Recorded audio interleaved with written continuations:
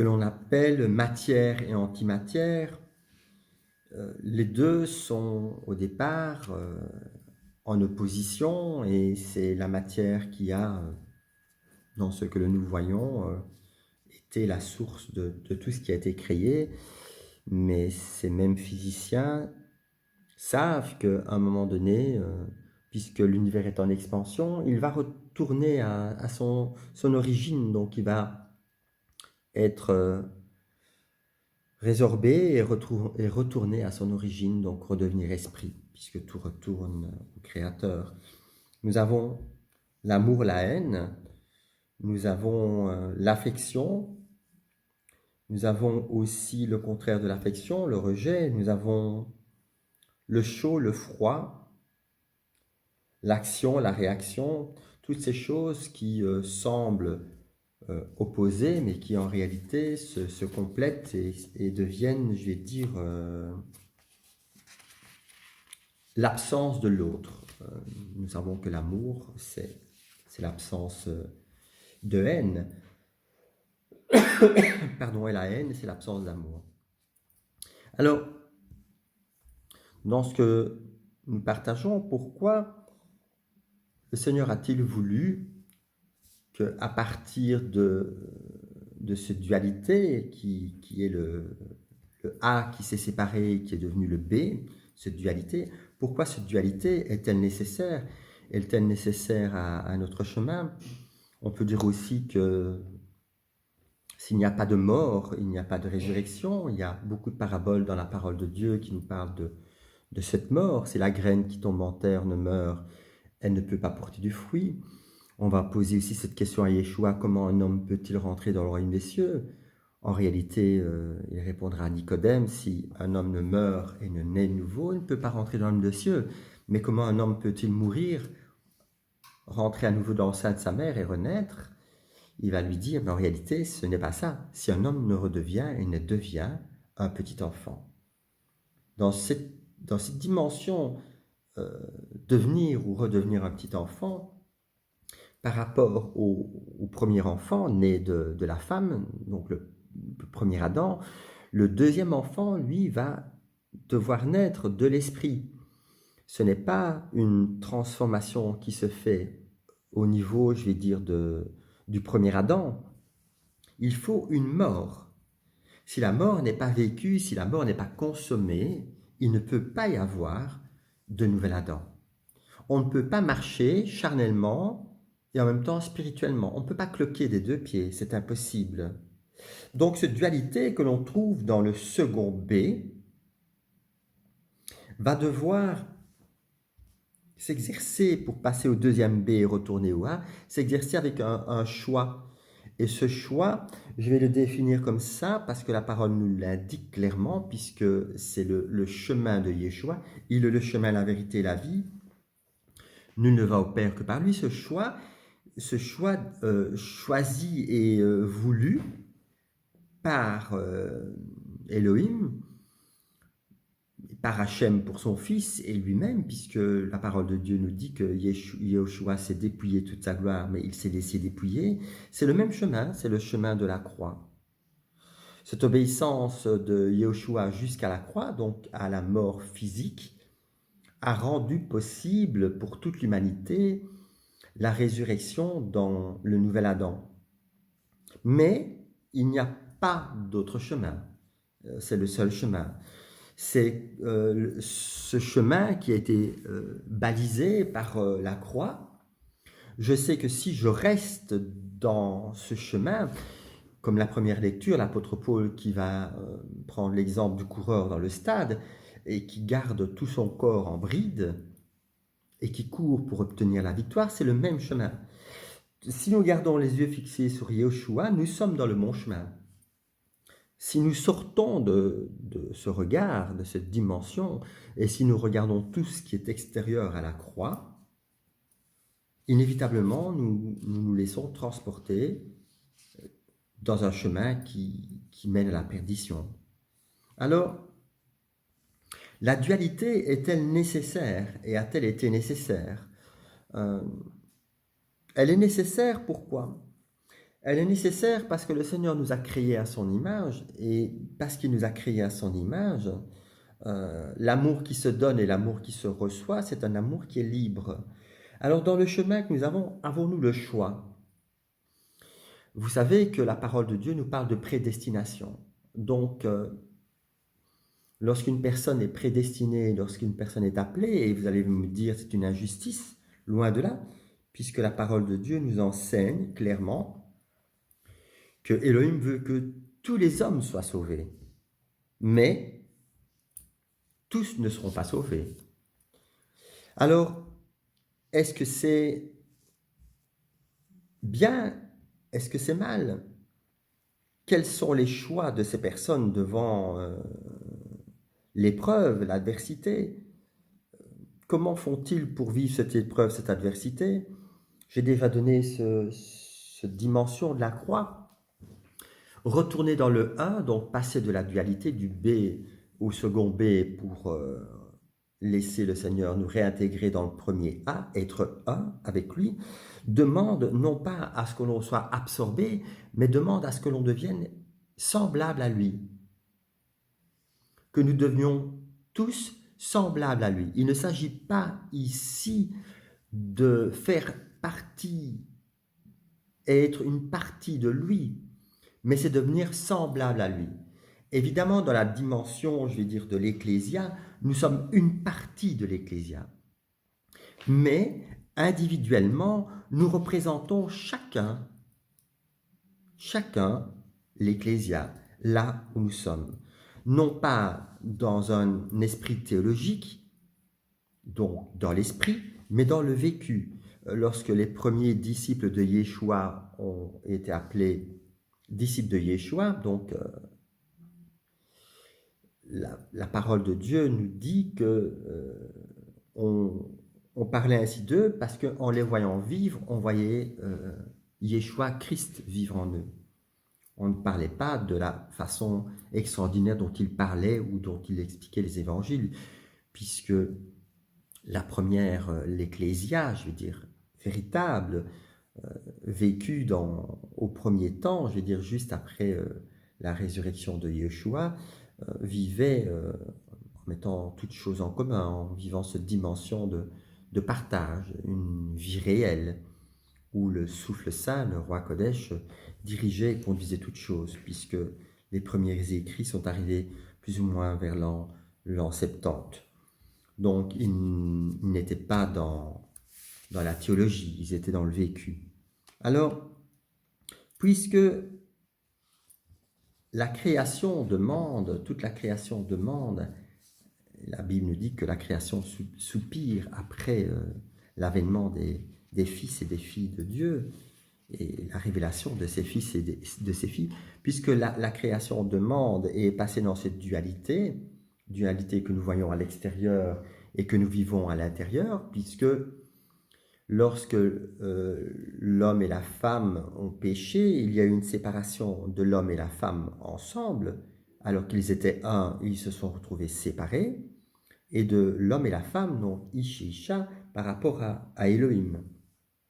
Et nous savons que ils sont restés un certain temps non définis dans la parole de Dieu, mais nous savons qu'à un moment donné, le Seigneur les a chassés du jardin d'Éden pour qu'ils n'aient plus accès à l'arbre de la vie, pour ne plus qu'ils restent justement éternellement dans le péché, dans cette dualité.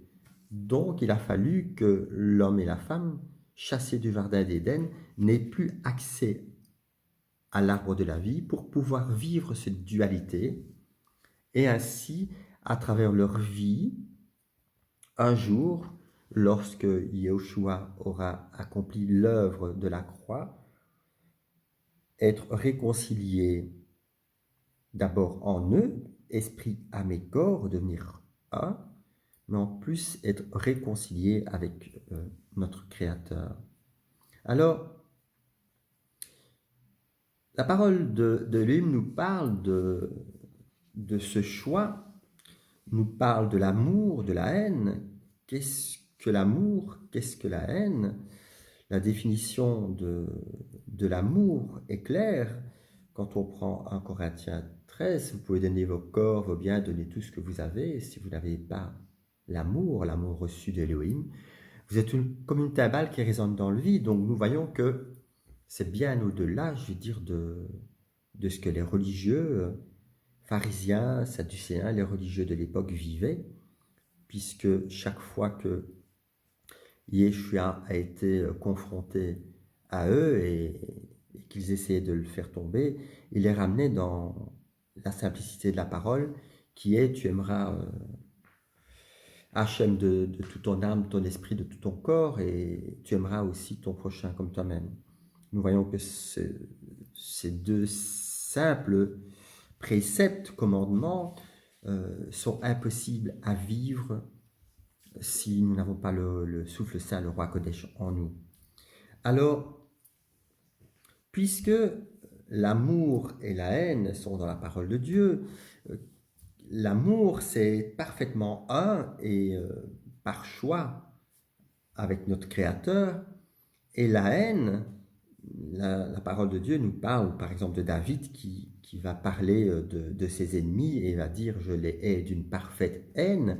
La haine, ce n'est pas le rejet de l'autre, c'est ne rien avoir à faire avec tout ce qui n'est pas et tout ce qui ne vient pas de Elohim.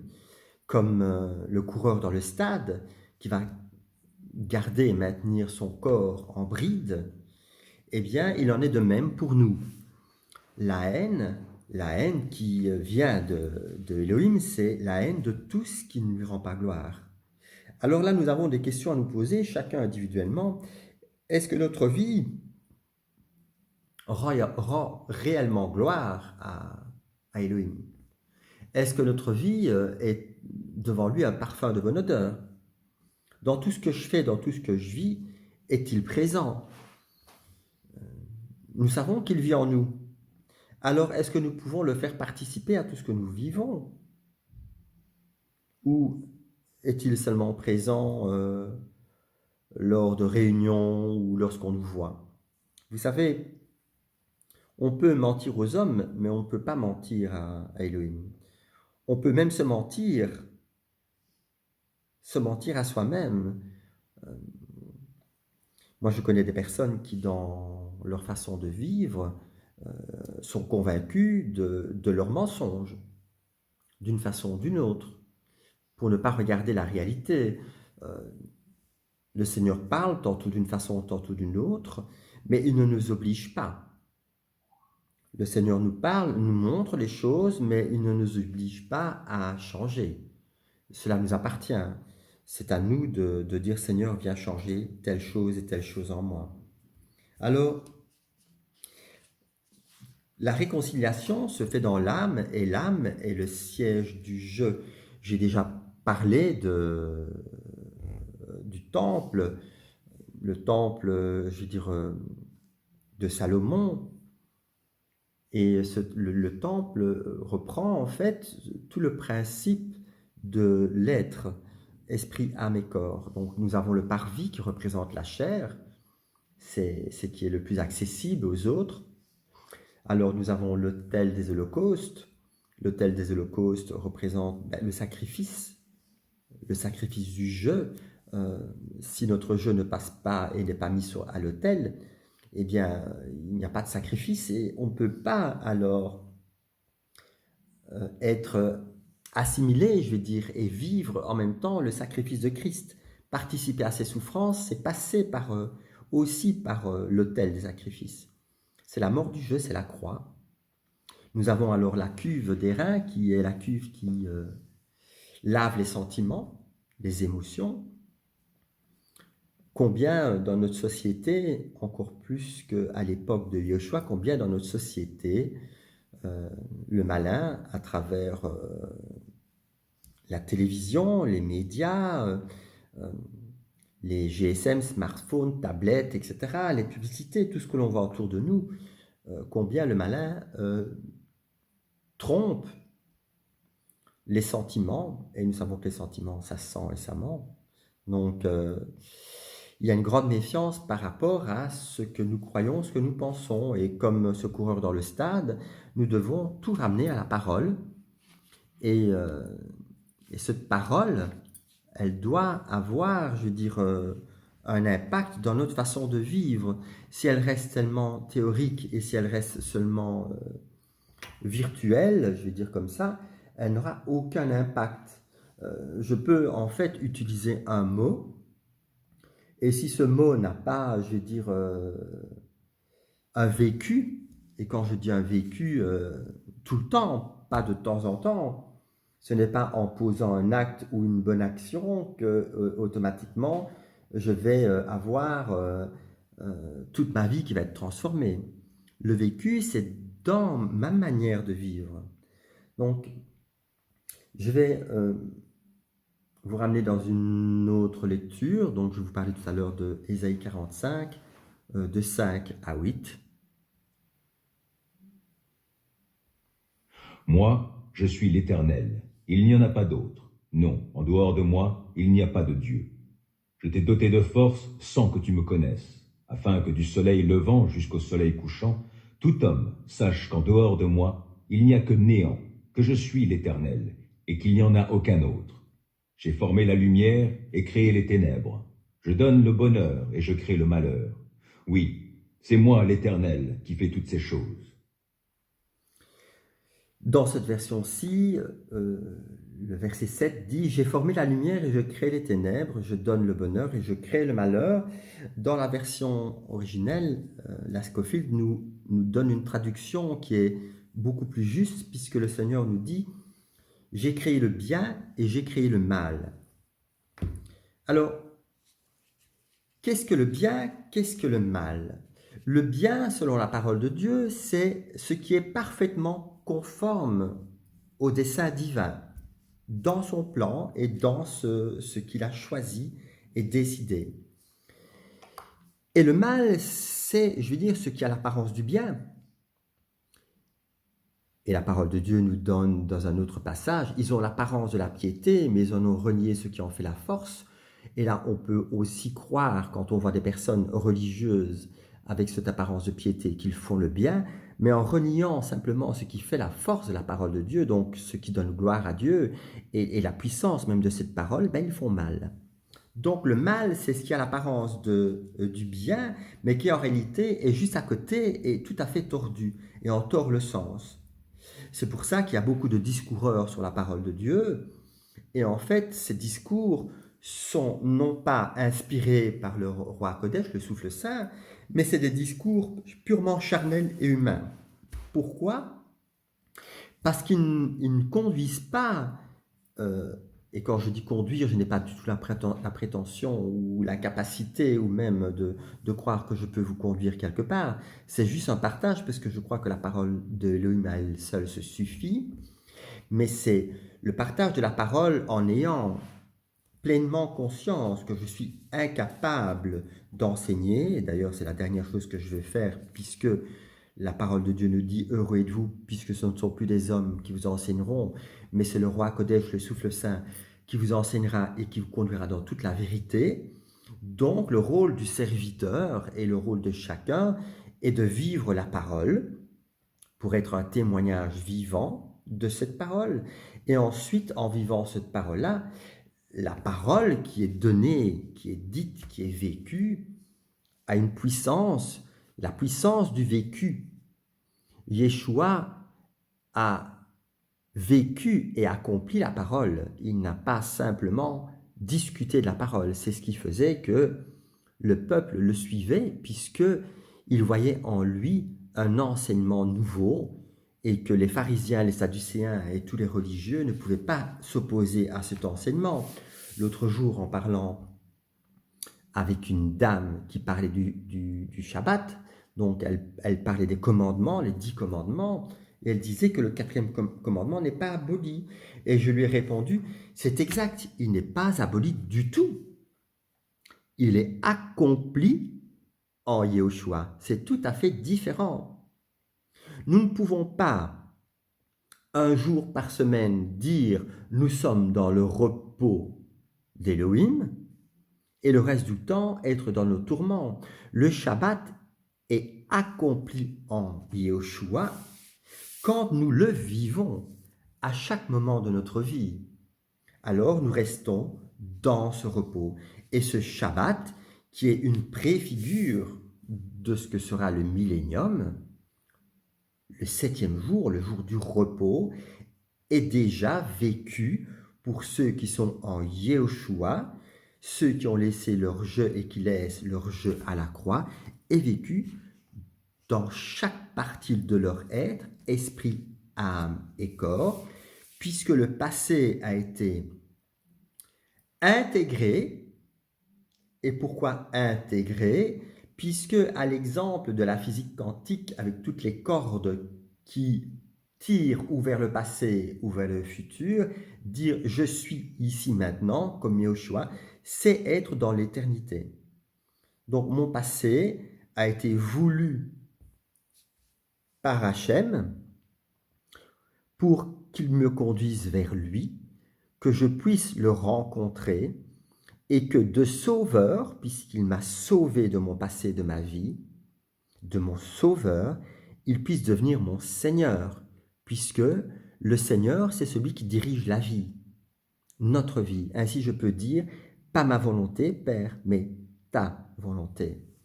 Et il est là le problème des religieux, c'est qu'ils acceptent facilement le Sauveur, mais ils rejettent le Seigneur.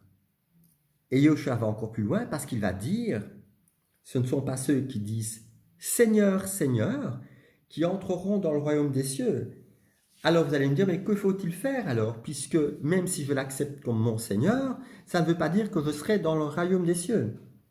Ça veut dire que cette dimension de Seigneur trouve tout son sens quand il est Seigneur de ma vie.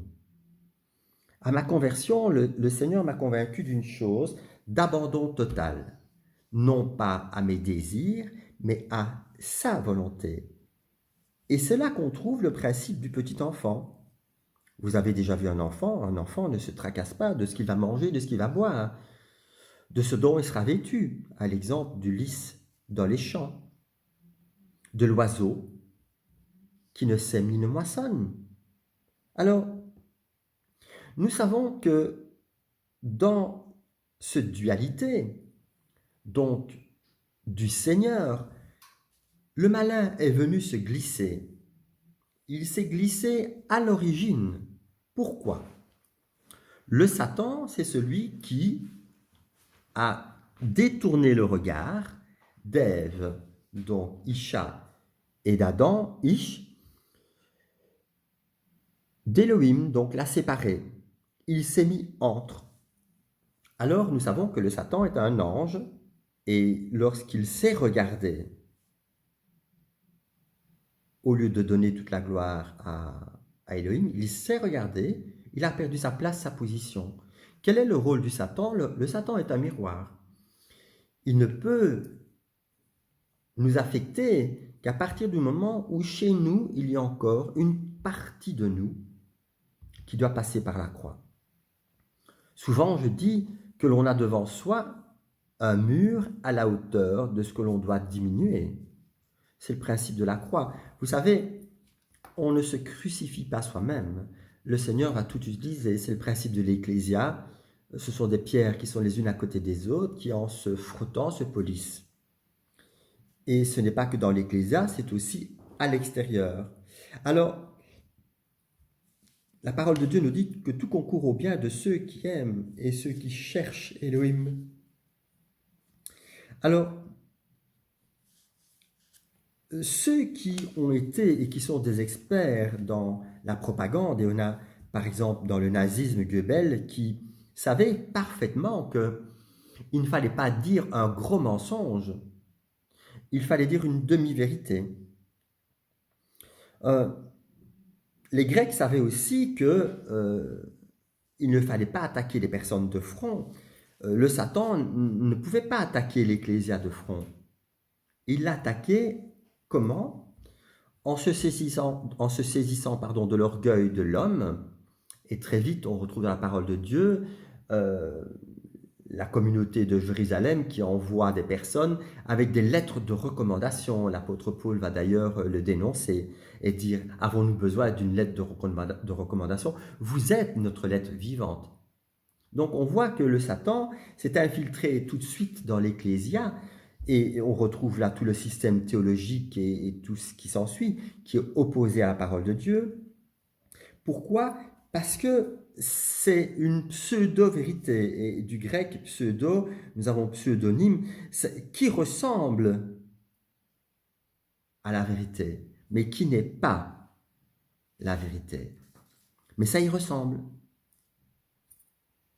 Et l'apôtre Paul va dire, je vais donc les confronter, non pas voir leur parole, mais leur puissance. Et c'est tout à fait différent. Alors, je vous ai dit tout à l'heure, le Seigneur veut que tous les hommes soient sauvés. Romains 2, 17, mais tous veulent-ils être sauvés? Quand je parle avec des personnes qui sont dans ce chemin de croix, de crucifixion, de mort, où le je doit toujours rester dans ce chemin et ne pas en sortir, ce qui fait la différence entre les uns et les autres, c'est souvent la sincérité. Est-ce que dans notre chemin, nous sommes sincères? Est-ce qu'à l'image et à l'exemple de l'apôtre Paul, nous courons tous dans le stade? Est-ce qu'on maintient vraiment son corps en bride? Ses yeux, ses oreilles, sa langue? Et nous savons que la langue est un des plus petits organes. Et pourtant, c'est comme un feu dévorant. L'apôtre Paul va le décrire de cette façon. Et qui peut détruire beaucoup de choses. Et qui peut être la perte des uns et des autres. Et le Satan sait bien que la langue est un pouvoir. Alors, ce n'est pas la chair et le sang qui hériteront du royaume des cieux, 1 Corinthiens 15, 50, mais c'est l'esprit. Alors nous avons dans Romains 8 la vanité de l'humanité qui n'est pas soumise à Elohim. Le salut n'est pas quelque chose que l'on reçoit lorsque l'on prend son baptême. Pas du tout. Le salut n'est pas acquis une fois pour toutes. Pas du tout. C'est encore un leurre, puisque dans la première lecture que nous avons eue, je cours dans le stade. Et l'apôtre Paul va dire dans d'autres passages, de peur qu'après ayant partagé l'évangile du salut, je ne sois moi-même disqualifié. Donc, on peut perdre son salut. Alors, comment peut-on perdre son salut? D'abord, on ne peut pas le gagner, proprement dit, on le reçoit. Nous sommes dans le tout accompli. Yeshua a tout accompli pour nous. Est-ce que ça veut dire qu'il ne faut rien faire? Loin de là. Mais ce ne sont pas les œuvres qui me sauvent. Mais, comme Jacques va dire, si vous dites que vous avez la foi, montrez-moi les œuvres de votre foi. Pardon. Ça veut dire quoi? Ça veut dire simplement que si vous dites que vous avez la foi, si je ne vois pas dans votre vie la foi active, ces deux commandements appliqués, aimer Elohim de tout ce que nous sommes, de tout ce que nous avons, il ne suffit pas de donner 1/10 de son salaire, c'est encore facile et c'est un leurre. Le Seigneur veut tout ce que nous sommes.